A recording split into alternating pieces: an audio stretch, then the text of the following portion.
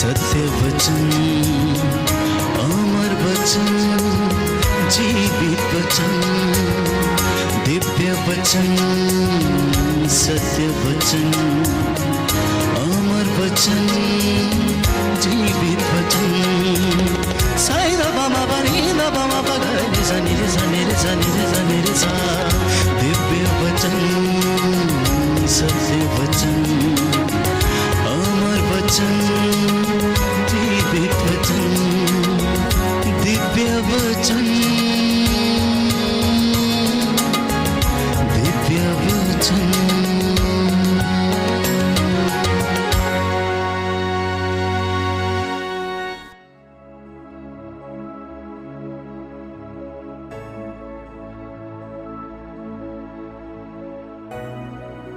सबको जय यीशु की। प्रियजनों, प्रभु यीशु के सामर्थ्य नाम से मैं आप सभी का अभिवादन करता हूं। आज का वचन आपके जीवन में 100 गुना फल लाए, मैं इसके लिए मैं प्रार्थना करूंगा। पवित्र आत्मा आपके हृदयों को, आपके मन और आपकी आत्मा को खोले, आपके कानों को खोले, जिससे कि आप परमेश्वर का यह वचन स्वीकार करके अपने जीवन में उद्धार पाएं और मुक्ति पाएं। प्रभु ने हमें सुंदर मौका दिया है कि इस टीवी चैनल के माध्यम से हम आप तक प्रभु के वचन को पहुंचाने में समर्थ हुए हैं। ये कितनी सुंदर बात है कि प्रभु अपने वचन के प्रचार प्रसार के लिए अनेक माध्यमों का इस्तेमाल करता है, अपने चुने हुए सेवक और सेविकाओं का इस्तेमाल करता है। तो आज के इस दिन में मैं आप लोगों के साथ मनन चिंतन करना चाहता हूं कि हमारे कर्म कितने महत्वपूर्ण हैं। अक्सर हम सोचते हैं कि क्या हमारे कर्मों का फल हमें मिलता है या नहीं, क्या ईश्वर हमारे कामों से प्रसन्न होता है या नहीं। बाइबल हमें बताती है, याकूब के ग्रंथ अध्याय 2 पद संख्या 14 से 26 में हम पढ़ते हैं कि कर्मों के अभाव में विश्वास व्यर्थ है। कर्मों के अभाव में विश्वास व्यर्थ है। अगर कोई व्यक्ति ये कहता है कि मैं ईश्वर में विश्वास करता हूं और उसके अनुसार नहीं जीता या उसकी आज्ञाओं का पालन नहीं करता, तो बाइबल कहती है वो झूठ बोलता है और ऐसा व्यक्ति अपने आप को धोखा देता है। अगर कोई व्यक्ति ये कहता है कि मैं ईश्वर को प्रेम करता हूं, ईश्वर को जानता हूं, तो प्रियजनों, उसे ईश्वर की शिक्षा को और वचन को आत्मसात करके अपने जीवन में आगे बढ़ने की आवश्यकता है। तो आज का जो विषय है जिस पर मैं आपके साथ मनन चिंतन करना चाहता हूं वो ये है कि संत पौलुस कहता है कि कर्मों के अभाव में विश्वास व्यर्थ है, निर्जीव है, वो किसी काम का नहीं है। अब कोई व्यक्ति ये कहता है कि मैं विश्वास करता हूं, मैं बहुत प्रार्थना करता हूं, परंतु इसके विपरीत उसके जीवन में बहुत ईर्ष्या है, लूटपाट है, हर प्रकार का शोषण है, हर प्रकार का अत्याचार है और अनेक बुराइयां हैं, तो मैं समझता हूं कि उसका विश्वास मजबूत नहीं है, वो व्यर्थ है, वो निर्जीव है। क्योंकि सजीव विश्वास हमेशा ईश्वर से प्रेरित कार्यों को करने के लिए हमें प्रेरित करता है। मैं आपके साथ एक छोटी सी घटना शेयर करना चाहता हूं। एक भिखारी एक सज्जन की दुकान पर गया और बोला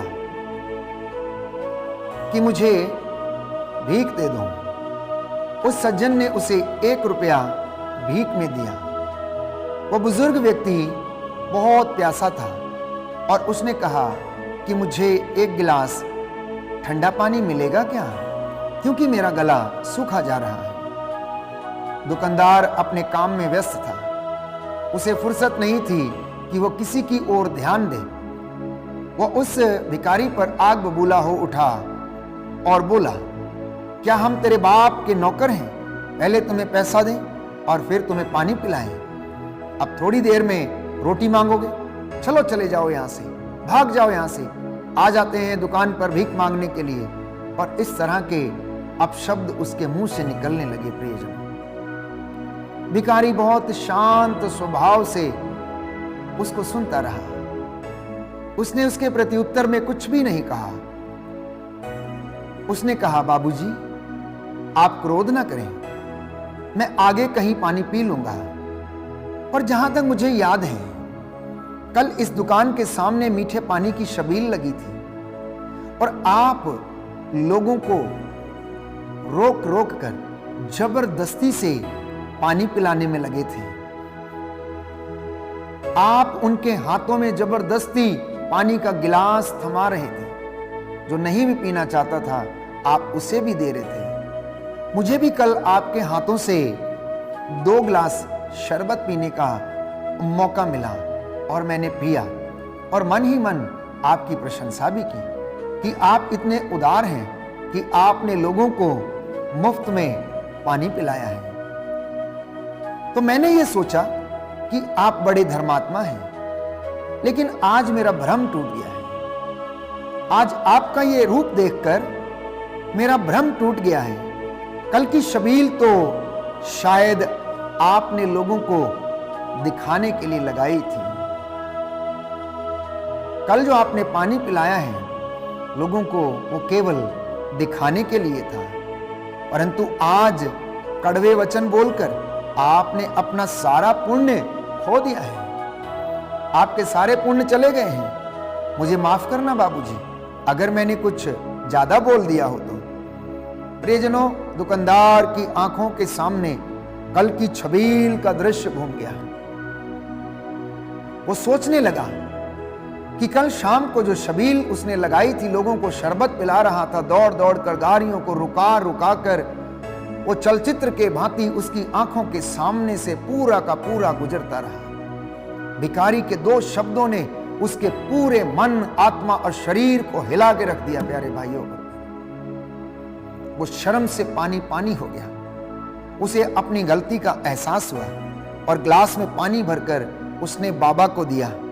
बाबा ने कहा, बाबूजी, मुझे आपसे कोई शिकायत नहीं, मुझे आपसे कोई शिकायत नहीं है, परंतु अगर मानवता को आप अपने मन में नहीं बसा सकते तो 1-2 दिन किए हुए पुण्य के काम जो हैं वो व्यर्थ है। अगर आप उदारता को अपने मन में, अपने हृदय में, आत्मा में, जीवन में नहीं बसा सकते तो आपका 1 या 2 दिन का किया गया काम जो है वो व्यर्थ है। आपका पुण्य का काम जो है वो व्यर्थ है।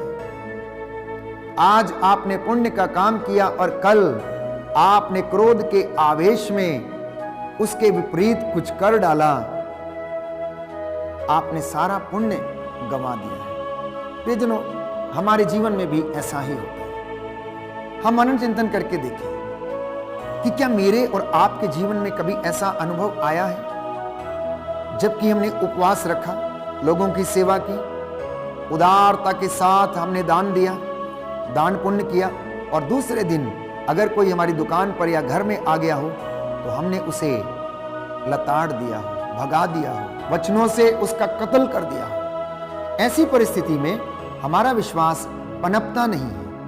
तो इसी तरह याकूब के पत्र अध्याय 2 पद संख्या 14 में हम पढ़ते हैं कि यदि कोई ये कहता है कि मैं विश्वास करता हूं किंतु उसके अनुसार आचरण नहीं करता, तो इससे उसे क्या लाभ है? क्या विश्वास उसका उद्धार कर सकता है? आज ये वचन आपके और मेरे लिए है, अपने आप से पूछने के लिए है कि क्या मात्र विश्वास करना आपका उद्धार कर सकता है या नहीं। मान लीजिए किसी भाई या बहन के पास कपड़े नहीं हैं और उसके पास खाने पीने को कुछ नहीं है, और आप कहीं जाइए और उससे कहिए कि गरम गरम कपड़े पहन लो, पेट भर खा लो, किंतु उन्हें शरीर के लिए जरूरी चीजें ना दो, तो इससे आपको लाभ क्या है? कभी कभी इंसान ऐसी ही बातें करता है। अपने पड़ोस में जाकर अपने पड़ोसी को साहस और हिम्मत देने की कोशिश करता है।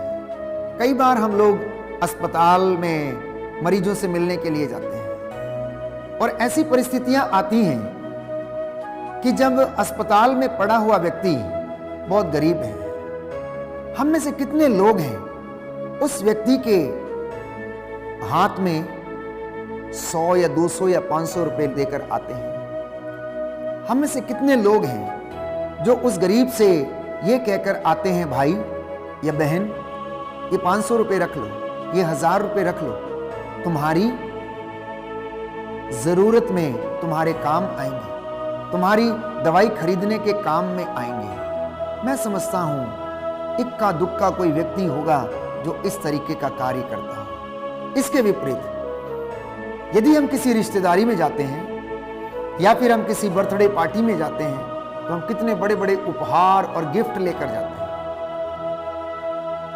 क्योंकि हमें मालूम है कि आज हम अपने मित्र को अच्छी गिफ्ट देंगे तो वो हमारे जन्मदिन पर भी अच्छा गिफ्ट या अच्छा उपहार लेकर आएगा। लेकिन अस्पताल में हम किसी गरीब मरीज से मिलने जाते हैं तो हमें पता है कि इस व्यक्ति से हमें कुछ नहीं मिलेगा, इसलिए शायद हम उपहार लेकर जाने में असमर्थ रहते हैं। हम उस गरीब को 100-500 रुपए देने में असमर्थ रहते हैं, प्यारे भाइयों और बहनों। इसीलिए संत पौलुस कहता है, विश्वास तो आप परमेश्वर में करते हो, उपवास करते हो, प्रार्थना करते हो, लेकिन जब जरूरत पड़ती है तो उस जरूरत में आपका विश्वास अधूरा रह जाता है।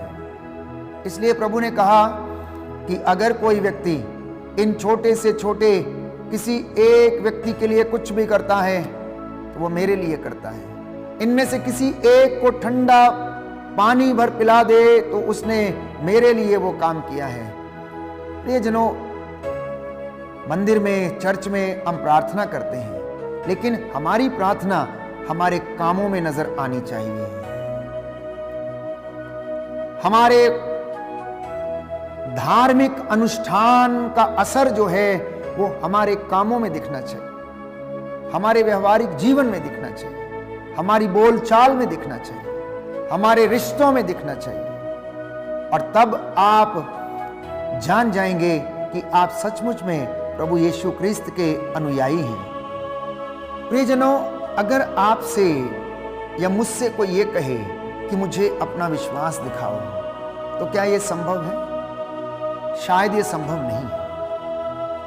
मैं और आप अपना विश्वास नहीं दिखा सकते, लेकिन हमारे कामों को देखकर लोग अवश्य समझ जाएंगे, अवश्य जान जाएंगे कि मैं और आप प्रभु यीशु के अनुयायी हैं। विश्वास कोई ऐसी चीज नहीं है जो दुकान पर हम जाएं और कहें दुकानदार से कि हमें 2 किलो विश्वास दे दो, जैसे हम चीनी खरीदते हैं या कोई अन्य चीज खरीदते हैं। विश्वास का प्रभाव हमारे कामों में देखने को मिलता है। जब हमारे काम अच्छे होते हैं तो उसमें हमारे विश्वास की और धार्मिकता की झलक हमें नजर आती है। वचन कहता है कि तुम विश्वास करते हो कि एक ही ईश्वर है, अच्छा करते हो। दुष्ट आत्मा भी ऐसा ही करते हैं, किंतु वे डरते हैं और कांपते हैं। तो क्या तुम्हें इसका प्रमाण चाहिए कि कर्म के अभाव में विश्वास व्यर्थ है? इब्राहिम ने अपने पुत्र इसहाक को अर्पित किया। उनका विश्वास, बाइबल कहती है, क्रियाशील था। उनका विश्वास एक्टिव था और उनके कर्मों के द्वारा वो पूर्णता को उसने प्राप्त किया। जैसा जैसा परमेश्वर इब्राहिम से कहता था, इब्राहिम ने वैसा ही अपने जीवन में किया और विश्वास के द्वारा बाइबल कहती है कि इब्राहिम धार्मिक माना गया। वेश्या जिसका नाम रहाब था, उसके विषय में हम पढ़ते हैं, बाइबल हमें बताती है कि कर्मों से वो धार्मिक बनी क्योंकि उसने परमेश्वर के दूतों को दूसरे रास्ते से भगा दिया था और दुश्मनों की नजरों से उन्हें बचा दिया था।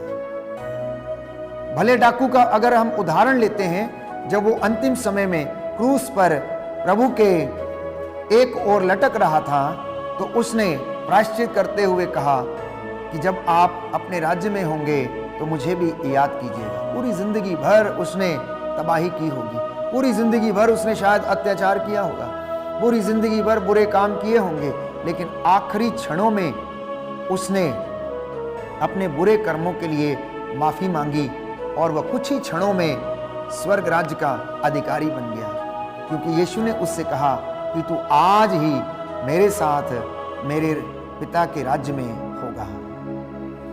इसलिए प्रियजनों, इंसान को मनन चिंतन करने की आवश्यकता है।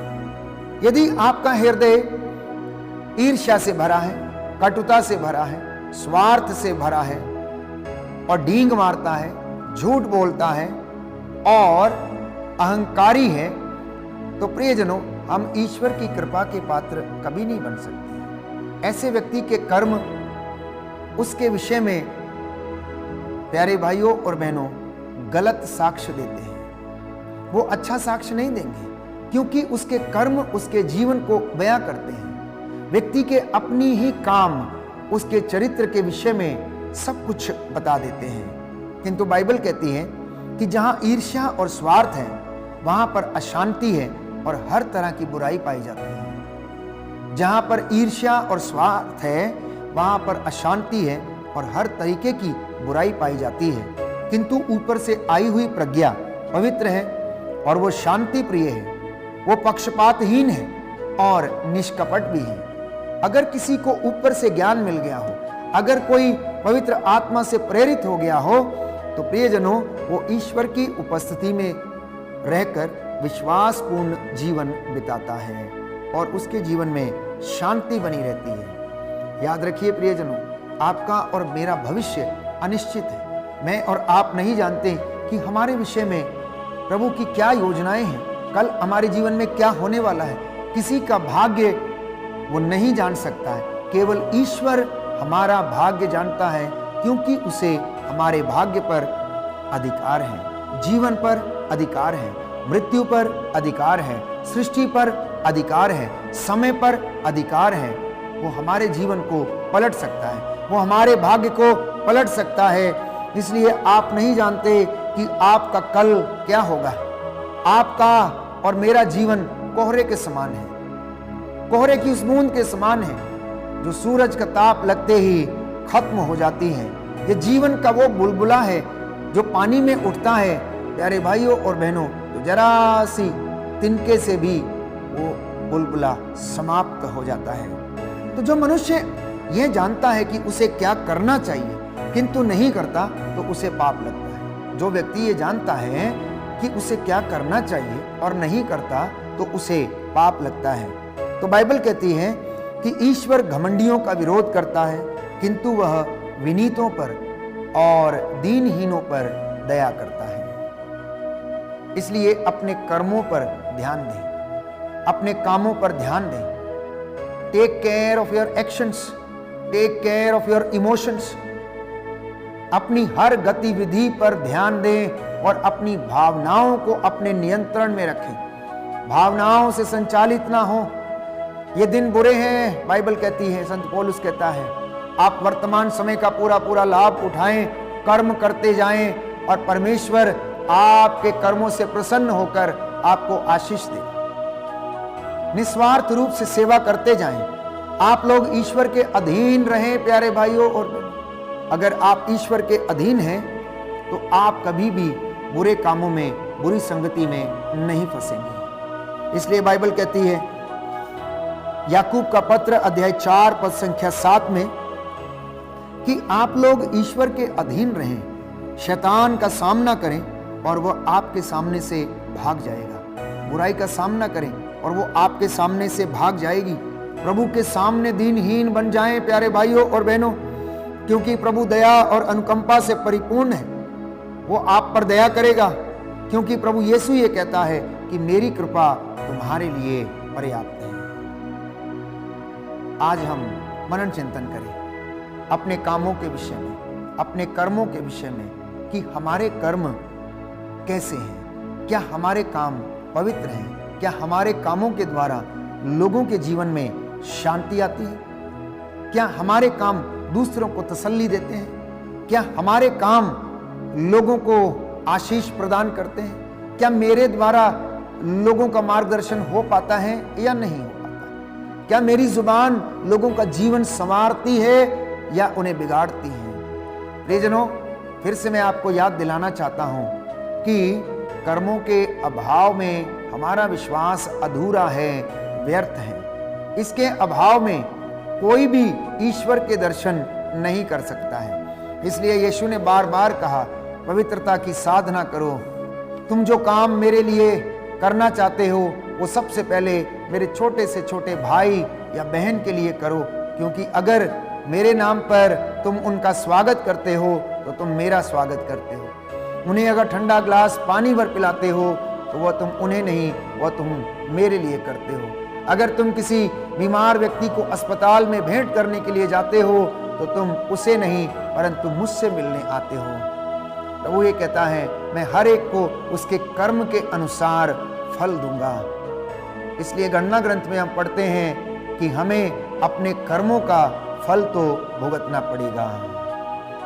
अगर हमारे कर्म अच्छे हैं तो प्यारे भाइयों और बहनों, हमें ईश्वर की शांति, ईश्वर का प्रेम हमेशा हमेशा के लिए मिलता रहेगा और आप विश्वास में बढ़ते जाएंगे। इसलिए अपने विश्वास में बढ़िए, और जब आप विश्वास में बढ़ेंगे तो आपके जीवन में आशीष उतरनी शुरू हो जाएगी। ईश्वर की कृपा आपके जीवन में बढ़ने लगेगी, और जब कृपा बढ़ेगी हमारे जीवन में उन्नति आएगी, शांति आएगी, चंगाई आएगी, हम खुश रहेंगे और हमारे जीवन में, हमारे कामों में प्रभु का प्रेम झलकता रहेगा और हम उन्नति करते रहेंगे। आइए हम प्रार्थना करें, प्रभु हमें आशीष दे। आज का वचन हमारे जीवन में 100 गुना, 60 गुना और 70 गुना फल लाए। आमीन।